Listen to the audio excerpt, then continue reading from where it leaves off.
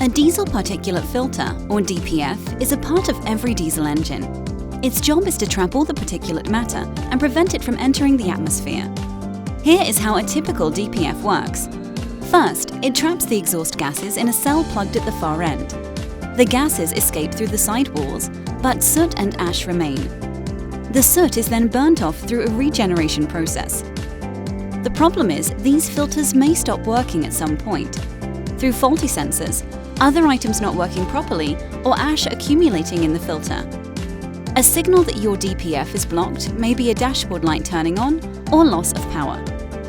The best way to clean the filter is to remove it from the vehicle and then use the DPF center's cleaning process using the FH2 cleaning machine.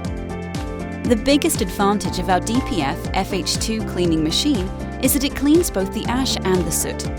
The entire process won't take more than an hour, and the flow test after cleaning will ensure everything works perfectly.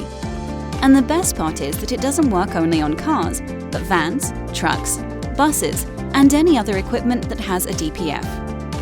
Forget about using pressure washers that are not only ineffective but can damage your filters. Find the nearest distributor and learn more about this sophisticated, off-vehicle cleaning process that will restore filters to a virtually new condition.